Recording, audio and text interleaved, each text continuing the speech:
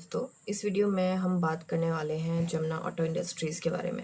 Stock 138 के price पे trade करा। आज मार्केट में 0.86% का डाउन मूव मिला था। जमुना ऑटो इंडस्ट्रीज़ फिर से डिस्कशन में है।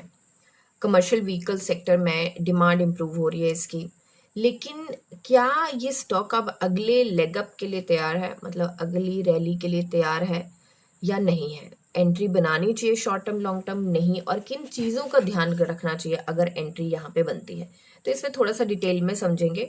अभी के लिए अगर हम देखें तो स्टॉक अपने 50 एंड 200 दोनों डीएमए से ऊपर है।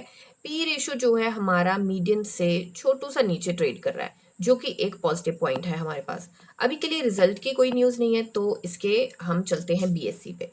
बीएससी पे अगर देखा जाए तो इतनी कोई अभी के लिए इम्पोर्टेंट न्यूज़ नहीं है। यहाँ पे शेयर होल्डिंग मीटिंग हुई थी 1 जुलाई को, और मीटिंग में पोस्टल वाले ई वोटिंग के लिए किया गया था। प्राइज मूविंग इवेंट नहीं था ये, तो उसमें कोई दिक्कत नहीं है, कोई इतना डिस्कशन की ज़रूरत नहीं है।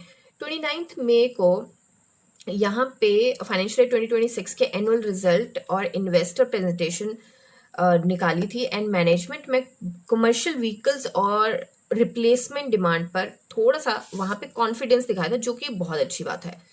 जमुना ऑटो भारत की लार्जेस्ट लीफ स्प्रिंग और सस्पेंशन सिस्टम मैन्युफैक्चरर है, खासकर कमर्शियल व्हीकल्स के लिए, जैसे कि ट्रक्स हो गए, बसेस हो गई, ट्रेल्स हो गए। तो अगर ईवी इंडस्ट्री मजबूत रहती है तो इसका डायरेक्ट फायदा इस कंपनी को मिलेगा।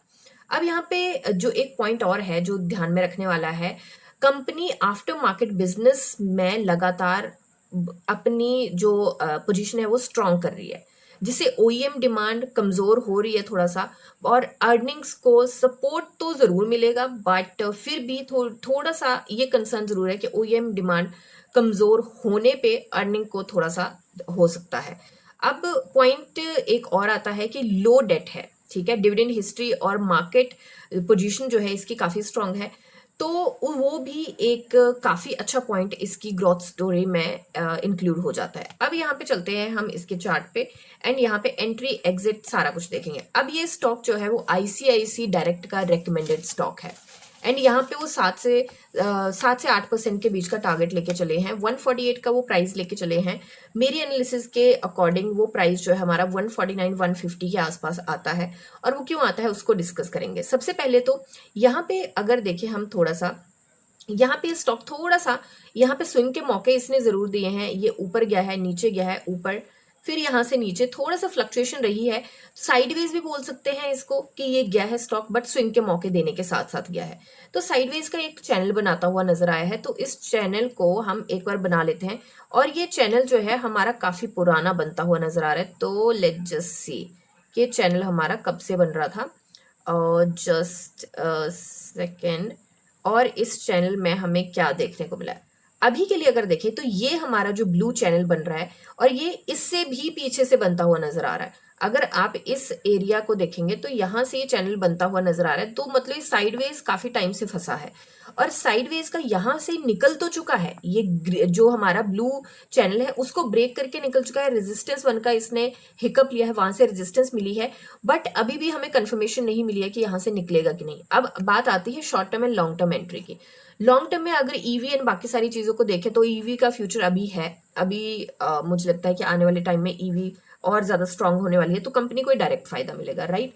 तो अभी के लिए शॉर्ट टर्म के लिए अगर देखें तो अगर ये सपोर्ट लेवल से ऊपर बना रहता है, अगर इस चैनल को नहीं ब्रेक करता है, तो नंबर देखते हैं हम किस पॉइंट की बात कर रहे हैं। हम यहाँ पे 134 135 का बनता है, बट इसका मेजर सपोर्ट अगर देख के चलें तो 131 का बनता है। 131 से नीचे अगर ये सपोर्ट, ये स्टॉक चला जाता है और वहीं पे क्लोजिंग, फ्लक्चुएशन हो सकती है, वहीं पे क्लोजिंग देता है, तो दिक्कत की बात है। तो मुझे लगता है वो स्टॉप लॉस रहेगा आपका। बट अगर उसके ऊपर ये रहता है स्टॉक, तो मुझे लगता नहीं है दिक्कत की बात है। हो सकता है थोड़ा सा क्रॉल करे, बट उसके बाद ऊपर जाने के इसके काफी चांसेस हैं। आज की अगर हम कैंडल देखें, कल जो हमें कैंडल मिली थी वो मिली थी सम वॉट इन्वर्टेड हैमर, और आज की कैंडल भी हमें कुछ उस तरीके की बहुत स्ट्रॉन्ग कैंडल नहीं नजर आई। अब यहाँ पे एक इंपॉर्टेंट बात है ध्यान देने वाली, कि 2 दिन हमें मूव मिला। हमें वेंसडे एंड थर्सडे को यहाँ पे काफी अच्छा मूव मिला। थर्सडे को हमें जो मूव मिला है वो है 2.45, सॉरी वेडनेसडे का मूव है 2.45% का, एंड थर्सडे का हमारा मूव है 3.62% का। उसके बाद थोड़ा सा इसने हिकअप लिया है, चैनल को जरूर ब्रेक कर दिया। आरएसआई की बात करें 63.97 पे है, बहुत अच्छी पोजीशन पे है। अब यहाँ पे जो वॉल्यूम है ये दो रेड कैंडल का, जो कि मंडे एंड फ्राइडे को, आज और फ्राइडे को देखने को मिला, वो काफी कम रहा है। तो ये एक अच्छी बात है कि रेड कैंडल तो आ रही है बट शॉर्टर्स हैं, बट शॉर्टर्स इतने ज्यादा स्ट्रांग नहीं है, इतने ज्यादा इंटरेस्टिंग नहीं है, वॉल्यूम बहुत कम आ रहा है। तो यहां से अगेन इसके निकलने के चांसेस बनते हैं। अब बात आती है आरएसआई की। आरएसआई यहाँ पे थोड़ा लेके चलते हैं। आरएसआई यहां से निकल नहीं पा रही थी 60 से, यहाँ पे हम देख सकते हैं निकल नहीं पा रही, थोड़ा ऊपर गया बट सस्टेन नहीं किया। अभी भी वही पोजीशन बनती है, ऊपर गया सस्टेन नहीं किया। अब यहाँ पे डिफरेंट सिनेरियो क्या बनता है कि आरएसआई यहाँ पे ऑलरेडी ऊपर जाके टेस्ट कर चुकी है 60 को। अब यहाँ पे 60 को टेस्ट करने के बाद यहाँ पे ये ऊपर निकल जाता है, पोलैरिटी चेंज का केस बनता है। पोलैरिटी चेंज अगर आपको पता है तो बहुत अच्छी बात है, नहीं पता है तो मैं ब्रीफ में बता दूं कि पोलैरिटी चेंज शॉर्ट में बोले तो काफी अच्छा यहाँ पे सपोर्ट लेके निकलने को, बड़ी लेमैन लैंग्वेज में बोल तो काफी अच्छा यहाँ पे हमें बुलिश मार्केट देखने को मिल सकती है इस स्टॉक में। ठीक है, तो अभी शॉर्ट टर्म का मुझे लगता है कि पार्शियल एंट्री जरूर बनाई जा सकती है, पर कंफर्मेशन कैंडल का वेट करें।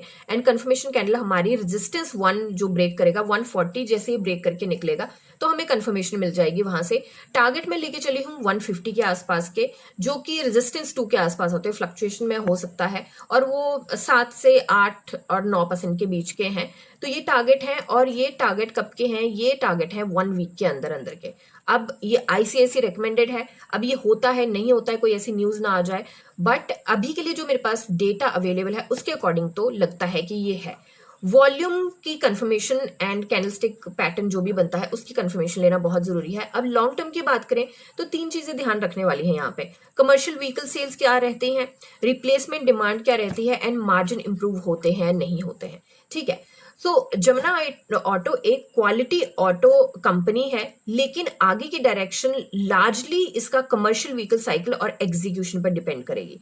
तो इसको लगातार वॉच लिस्ट में रख के रिव्यू करना बहुत ज्यादा जरूरी है। तो अभी के लिए यही एनालिसिस है, मिलते हैं नेक्स्ट वीडियो में, तब तक के लिए शुक्रिया एंड हैप्पी इन्वेस्टिंग।